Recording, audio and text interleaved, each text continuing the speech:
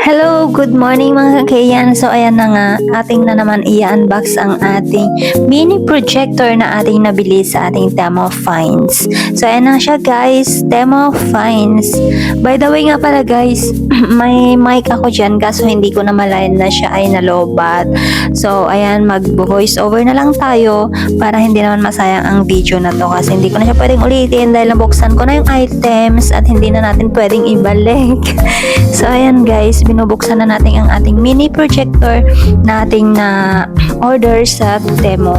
So ayan, napaka-cute niya guys, as in isang dangkal lang siya talaga para pansarili lang kasi ilalagay namin niya sa room ni Boss Akong kasi habang kung gusto namin manood, so ayan, ilalagay lang namin yan. Pero I hope nagagana siya at magiging okay. Pero sa ngayon guys, siya ay tawag nito, kailangan pala siyang isaksak sa saksakan para siya ay gumana.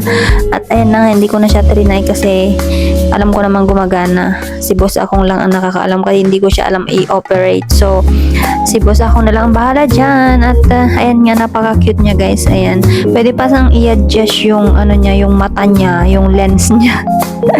isang dangkal lang talaga siya, napaka-cute. So yan, mayroon man siyang mga input, output, mga saksakan, etc. kung ano-ano. So ayan, as of 50 dirham, sulit na rin siya.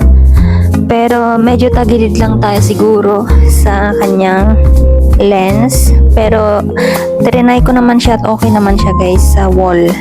Kailangan lang yung wall nyo is puting-puti talaga. Katulad ng wall sa room ko, puting-puti.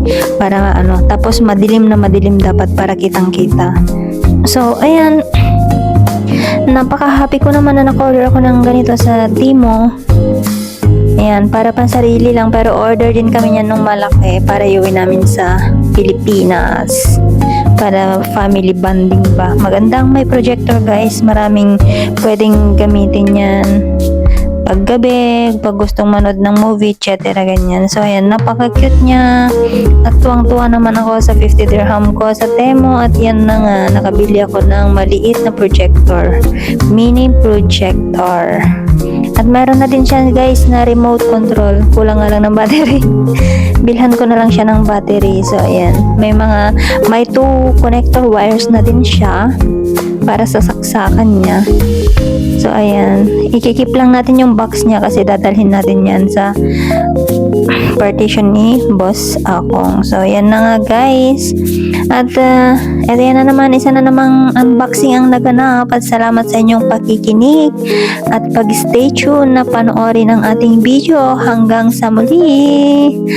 Bye bye mga kakayans. Thank you so much for watching.